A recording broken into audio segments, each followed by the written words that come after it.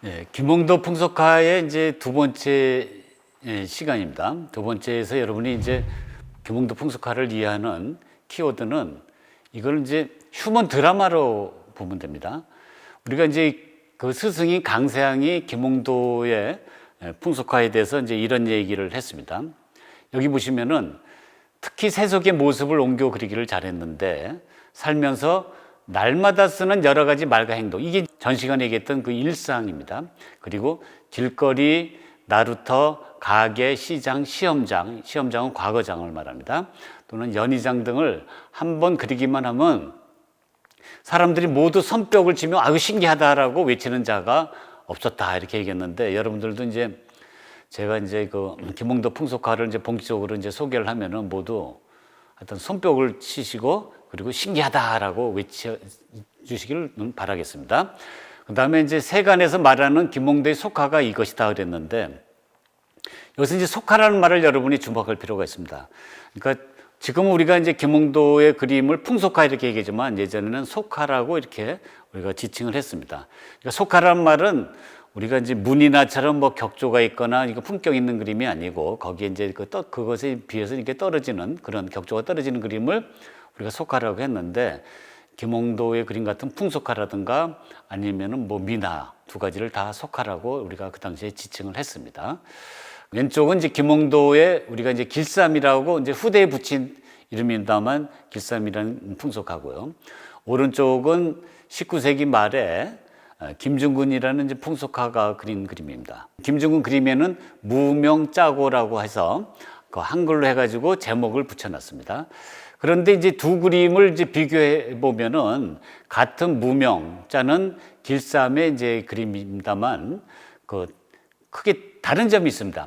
하나는 이제 위에 이제 보면 다른 어떤 그 풍속 장면이 이제 왼쪽에 그 표현이 됐다는 그것도 있습니다만은 바로 그 여러분 그 할머니하고 아기를 업고 또 아기를 데리고 있는 그 할머니가 등장한다는 점이 바로 이 김중근 그림하고 다른 점입니다. 이 할머니가 여러분 누구라고 생각하십니까? 이 할머니는 바로 시어머니입니다. 그렇다 그러면 그 앞에 무명 또는 길쌈을 하고 있는 이분은 바로 그 며느리입니다.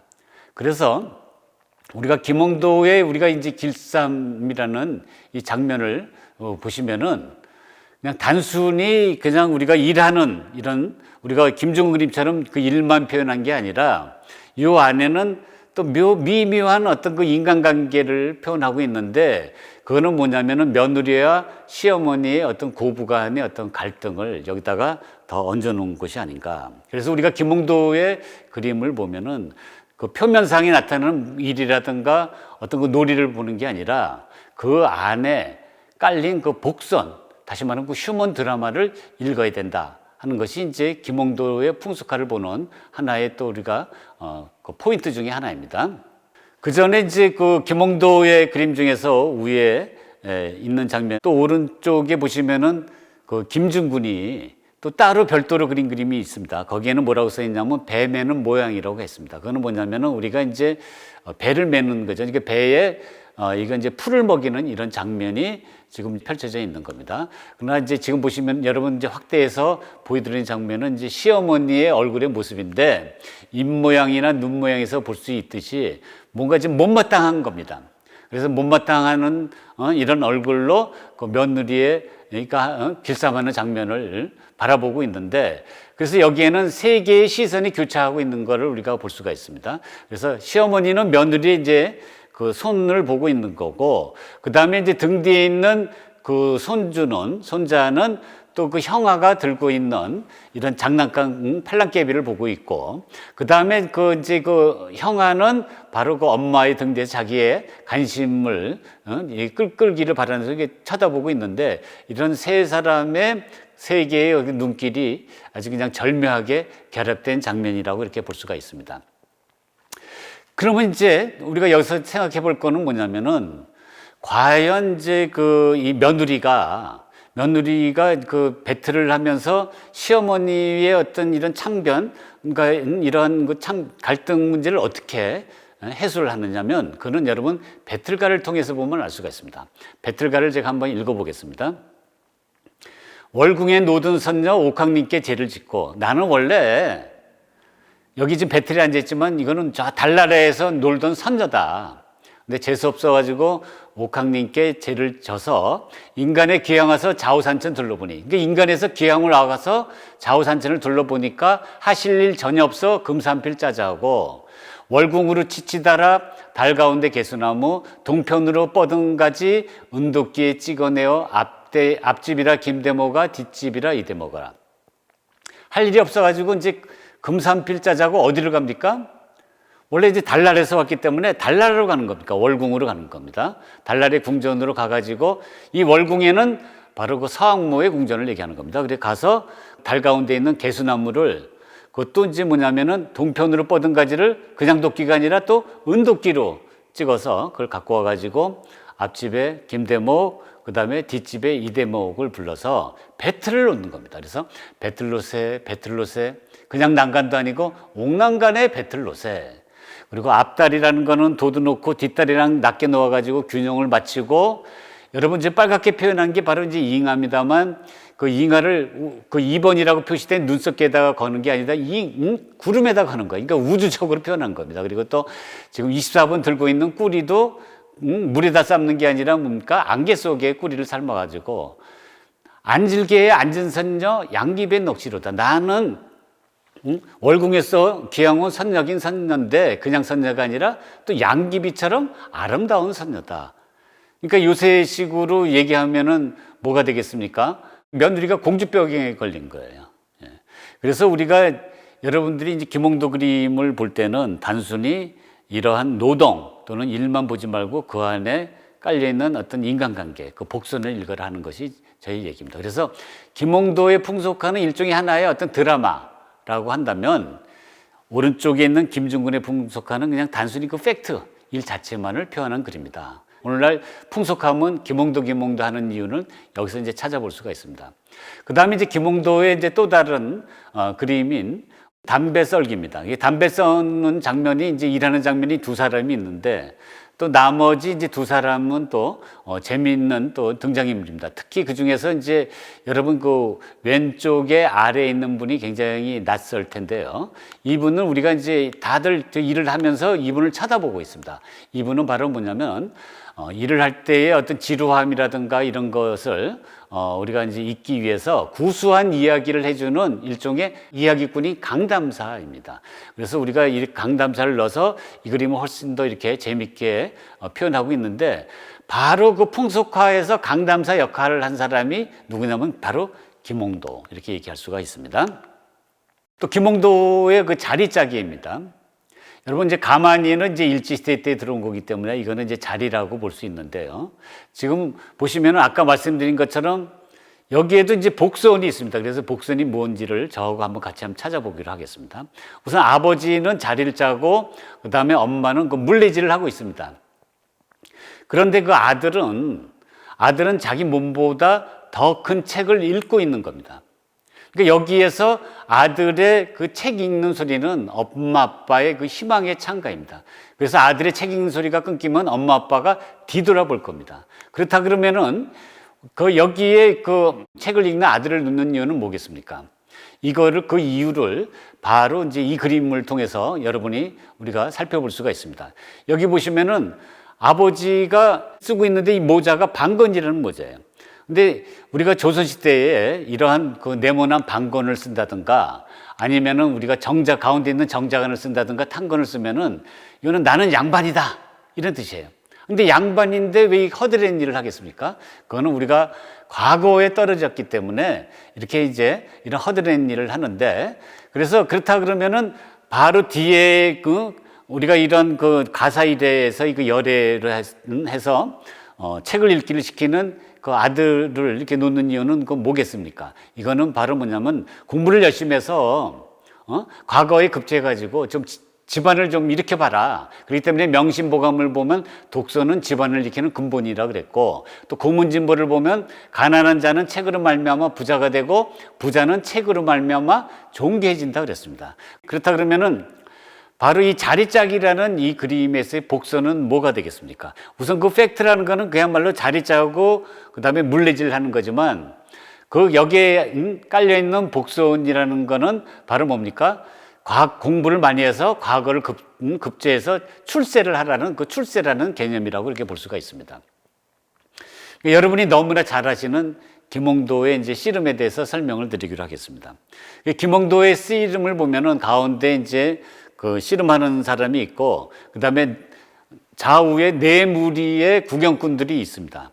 그래서 우리가 그런데 이제 자세히 보시면은 왼쪽에 있는 구경꾼, 두 무리의 구경꾼은 이렇게 이제 반듯하게 이렇게 이제 앉아 있는데, 그 오른쪽에 두 무리를 보면은 뭔가 그 격렬하게 자기의 감정을 표현하고 있습니다. 특히 그 오른쪽에 위에 있는 그 무리를 보면 이렇게 이제 고개를 숙여서 적극적으로 그 환호를 하고 있고, 그 다음에 오른쪽 아래에 있는 두 사람은 뒤로 이렇게 젖혀서 그 놀란 듯이 표현하고 있습니다. 이것은 뭘 얘기하냐면 오른쪽에 위에 있는 그 무리들은 이기는 사람을 환호하는 거고, 그 다음에 그 오른쪽에 아래에 있는 두 사람은 지는 사람에 대해서 이렇게 그 안타까워하고 놀라는 장면이라고 볼 수가 있고, 그다음 왼쪽에 이제 두 무리는 이제 중립을 지킨다 이렇게 보시면 될 겁니다. 이 씨름꾼을 보면은 누가 이기고 누가 지는지가 얼굴이나 손의 표정이 아주 역력하게 나타납니다. 그래서 우리가 자신 있게 이렇게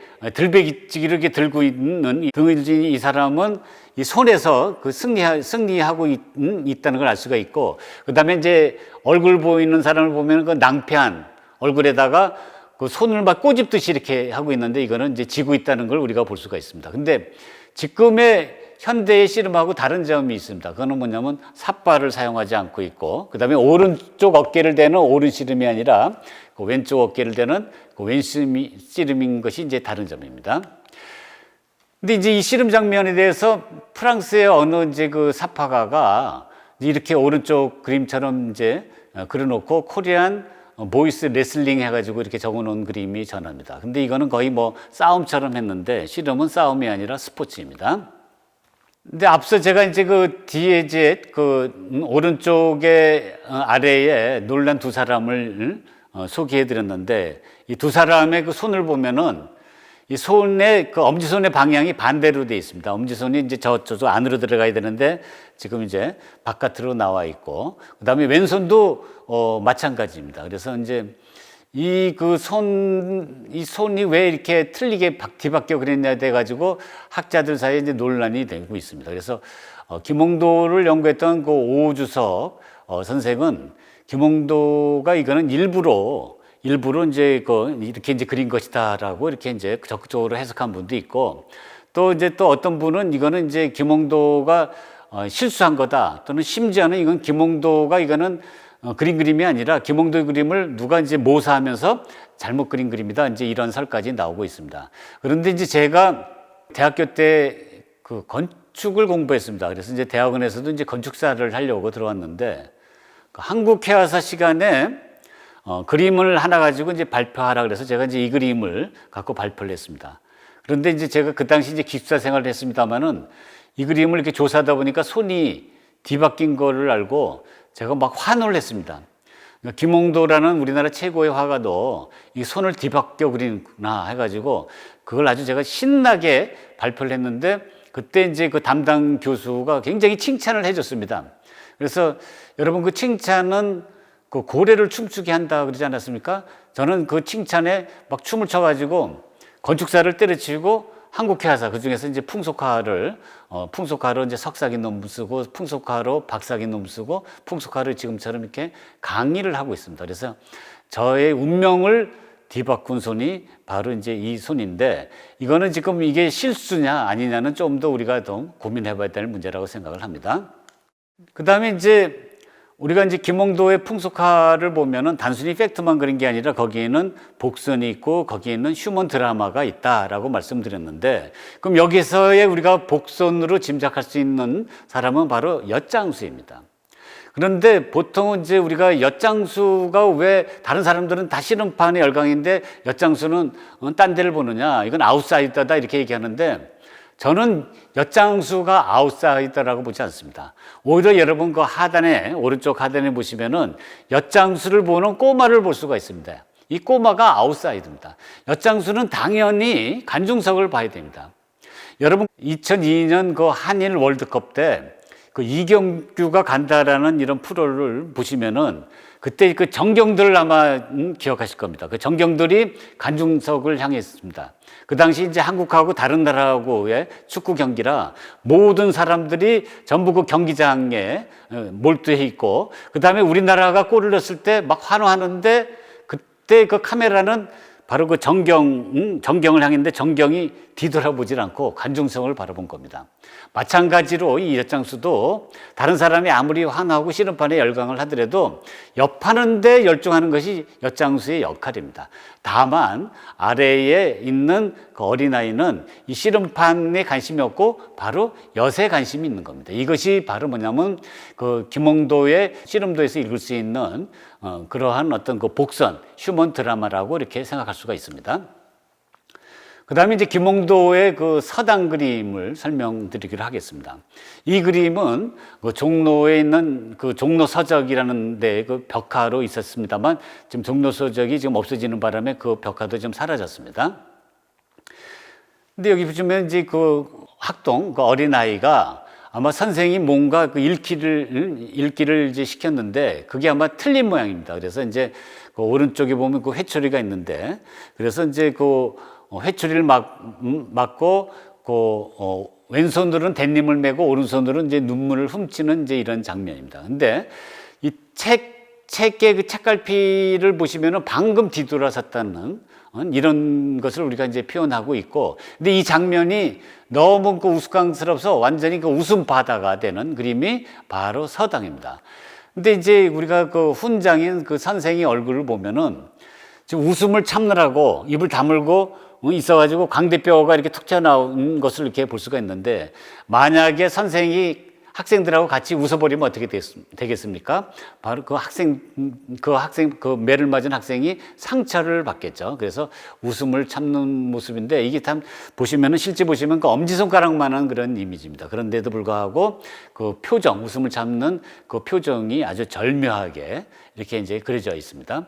그래서 지금 막 웃음바다가 된 이런 모습인데, 여기서도 우리가 뭐냐면은 아까 말씀드린 것처럼 그 팩트가 있고 그 다음에 그 복선이 있는데, 이 복선에 해당하는 사람이 그 맨 아래에 있는 그 등을 보이고 있는 이 어린아이입니다. 그래서 이 어린아이를 보면은 옷선이 이제 꼬불꼬불합니다. 이거는 뭐냐면 킥킥 웃고 있다는 모습을 그 옷선으로 표현하고 있는 겁니다. 그래서 우리가 한국화나 동양화는 그 옷선이 단순히 그 옷의 재질, 옷의 질감을 표현한 게 아니라 그 사람의 모든 그 퍼스널리티를 표현한 겁니다. 그래서 뚱뚱한 사람은 옷을 뚱뚱하게 그리고, 그 다음에 이제 마른 사람은 옷을 가늘게 그리고, 또 미인은 옷을 또 굉장히 또 아주 그 봄누에가 실토하듯이 아주 부드럽게 그리고, 그리고 이 경우에는 또 웃음을 이렇게 지그재그의 어떤 선으로 이렇게 표현하고 있는 겁니다.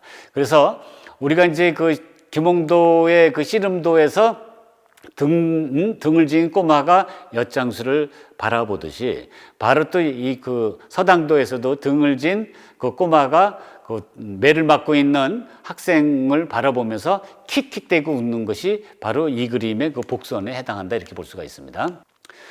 우리가 이제 그 에로틱한 풍속함은 그 신윤복을 얘기를 합니다. 그런데 실제로 그 에로틱한 풍속화의 그 시작은 그 김홍도로부터 우리가 찾아볼 수가 있습니다. 지금 이거 우물가의 한 장면을 표현하고 있습니다. 그런데 우물가에 갑자기 굉장히 그 복장이 불량한 그 한량이 등장해서 그 물을 얻어먹고 있습니다. 근데 이 그림이 재밌는 건요, 지금 이제 물을 얻어먹는 그 한량이 얼굴이 굉장히 음흉합니다. 그래서 이제 이 음흉한 시선으로 그 앞에 있는 안악을 쳐다보니까 앞에 있는 안악이 얼굴이 그냥 빨개지는 겁니다. 그리고 또 왼쪽에 두루벅으로 그 한량에게 이제 물을 건네준 그 안악은, 아니 내가 물을 줬는데 왜 이 여자만 쳐다봐 해가지고 시샘하는 그런 눈길을 여기 보내고 있습니다. 근데 마침 이제 그 동에다가 물을 이제 담은 이제 뚱뚱한 이 안악은 이 장면을 보면서 저거는 이쁜 것들이나 한 짓이야 하면서 이거 현장을 떠나는 이런 모습을 볼 수가 있습니다. 그래서 우리가 이 그림 속에서도 단순히 그 우물가라는 어떤 그 팩트만 표현한 게 아니라 이런 아주 음흉한 시선을 보내는, 그리고 복장이 불량한 그 한량을 등장함으로써 뭔가 이렇게 에로틱한 어떤 인간관계를 표현하고 있는 겁니다. 19세기 말에 그 서양 사람들이 찍은 사진 중에 보면은 여기 그 동에다가 물을 깃고 가는 이런 그 어린 소녀의 이런 모습을 볼 수 있는데, 아마 제가 19세기 사진 중에서 가장 하여튼 좋아하는 장면입니다. 아주 그냥 순진무구하고, 그리고 이렇게 만면에 그 웃음을 띤 모습들이 아주 그 사랑스럽습니다. 그 또 하나의 이제 그 에로틱한 그 김홍도 풍속화를 소개하겠습니다. 그 그림 상단에 보면은 표한 강세양이 이렇게 적었습니다. 해진 안장과 야인 나기의 행색이 심히 필요해 보이는데 무슨 흥치가 이라서 못 갔다는 촌색지를 쳐다보는 거. 지금 여러분 보시면 점잖은 양반이 좀 얼굴을 가리고, 여기 그 강세양이 글처럼 그 못 갔다는 그 촌색지를 그 훔쳐보고 있는 겁니다. 그래서 아마 모르긴 몰라도 해진 안장과 야인 나기의 행색이 표현했듯이 오랫동안 아마 산속을 여행했던 것 같습니다. 그래서 이렇게 시골 안하길에도 뭔가 그게 호기심의 대상이 된 거죠. 그러니까 마치 우리가 젊은 친구들이 이제 군대 갔다 오면 처추가 나올 때 할머니도 뭐 섹시해 보인다 그러잖아요. 아마 이제 그런 심정이 아닌가 이렇게 생각을 합니다. 또 세 번째 여러분에게 소개해드리는 그 에로틱한 그림에 대해서 설명드리기로 하겠습니다. 그래서 그 상단에, 그 왼쪽 상단에 보면 여기도 역시 그 표암 강세양, 김홍도의 스승이 이렇게 적고 있습니다. 소등에 탄 촌안악이 어찌 사람의 마음을 움직이겠냐만 나그네는 곱비를 늦추고 뚫어지게 촌안악을 쳐다보니 한때의 모습이 사람으로 하여금 웃게끔 하는구나. 이건 뭐 실수겠죠. 병풍으로 그렸던 그림을 이렇게 또 이제 유학적으로 그 화첩으로 이렇게 표현한 장면이 있습니다.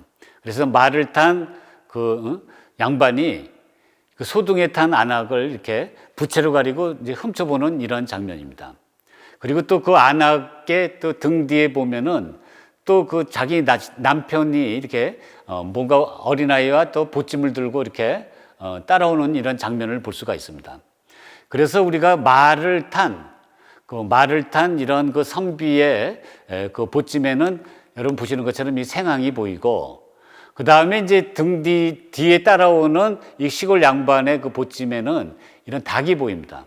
그러니까 시골 양반은 당장 먹고 사는 게 이제 급한 거고, 그 다음에 이제 선비는 뭔가 여행을 하면서 이런 풍류를 즐기고 있다라는 걸 볼 수가 있습니다. 하여튼 그럼에도 불구하고 하여튼 무슨 흥치가 이르는 건지 우리가 지금 그 점잖은 양반이 이렇게 이제 훔쳐보고 있는 이런 장면을 우리가 볼 수가 있습니다. 또 그 양반이 또 현장을 옮겨서 빨래터로 갑니다. 그래서 이제 이 그림을 보시면은 그 빨래터에 약간 그 높은 바위 위에 그 부채를 가리고 양반이 이 빨래하는 장면을 이렇게 훔쳐보고 있는 겁니다. 그래서 이거는 아마 이제 이 걸리면은 굉장히 아주 개망신을 당할 건데, 그럼에도 불구하고 이렇게 훔쳐보는 장면을 이렇게 그리고 있는데, 이거하고 우리가 비교할 수 있는 그림이 바로 이제 신윤복 그림에 있습니다.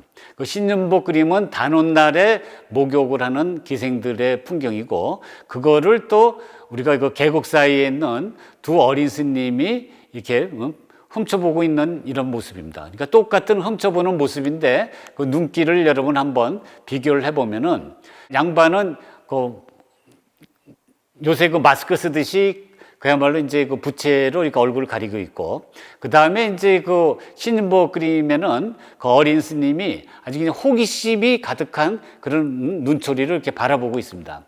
근데 이 두 그림을 보면은 그 김홍도 그림에서는 도대체 그렇게 망신을 무릅쓰고 그렇게 보는 이유가 뭘까 할 정도로 그 의아스럽지만, 신윤복 그림을 보면은 이거 뭔가 이거는 그래도 좀 볼만한, 훔쳐볼 만한 장면이다라는 걸 여러분이 느낄 수 있을 겁니다.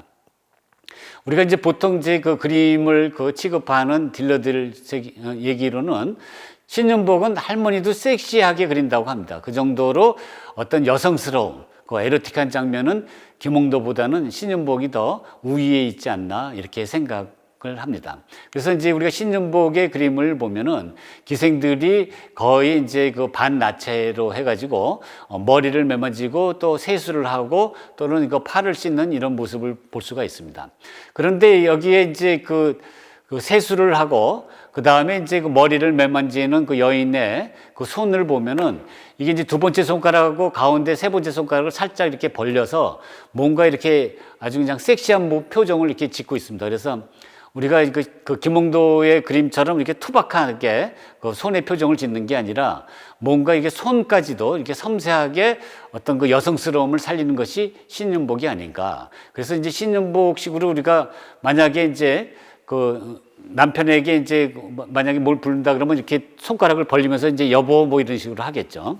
그 다음에 이제 이미 이제 목욕을 이제 끝난 사람은 이제 그 머리도 매만지고 그 다음에 여러분 보시는 것처럼 이제 그네를 타고 근데 이제 그 몸종이 이 기생집에서 이제 일하는 그 몸종을 보면은 또 가슴을 이렇게 이제 내놓는 경우도 있습니다. 이런 그림은 그림뿐만 아니라 이제 사진에서도 발견할 수 있는데 이거는 약간 좀 가난한 집에 그 낮은 신분 사람들이 그 아들을 낳았을 때는 이렇게 이제 가슴을 내놓는 모습을 볼 수가 있습니다. 그래서 여러분 조선 말기 이 그림 속 또는 사진에서도 이 그림을 우리가 발견을 할 수가 있습니다.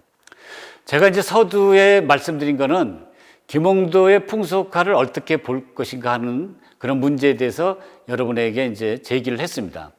그 결론을 이제 세 가지로 제가 정리를 할 수가 있습니다. 첫 번째는 김홍도의 그 풍속화는 이전의 풍속화 또는 그 이후의 풍속화하고 달리 단순히 그 팩트만 그린 게 아니다.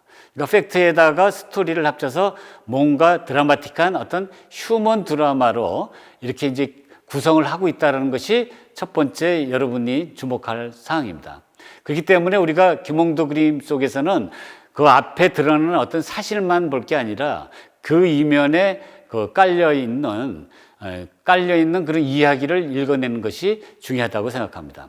그 다음에 이제 두 번째 여러분이 주목할 만한 사실은 김홍도의 그 풍속화가 엮어낸 그런 드라마는 어떤 그 당시의 그 사회 현실을 철저하게 인식하고 또 그 사회 현실을 비판하고 풍자하는 그런 실학적인 성격을 띠고 있는데 이거는 김홍도가 그 어려서 안산에서 그림을 강세양한테 배운 것이 그것이 하나의 어떤 그 원인이 되지 않느냐. 왜냐하면 김홍도가 강세양한테 안산에서 그림을 배웠을 때 바로 그 안산의 최고의 학자인 성호이익이 살아있을 때입니다. 그리고 또 그 강세양은 또 성호이익의 그 제자뻘 되는 사람이기 때문에 그 성호이익의 실학사상이 바로 김홍도에게도 이렇게 녹아있는 것이 아닌가 이렇게 생각을 합니다. 그래서 우리가 결론적으로 세 번째 얘기할 수 있는 것은 김홍도가 풍속화를 통해서 이야기하고자 하는 그 메시지가 뭐냐. 그거는 뭐냐면 높이 오른 거는 깎아서 낮추고 그 다음에 움푹 파인 거는 메꿔서 뭔가 이렇게 평등한 세상을 꿈꾸는 것이 아닌가. 저는 이렇게 이제 결론을 지어볼 수가 있겠습니다. 네, 감사합니다.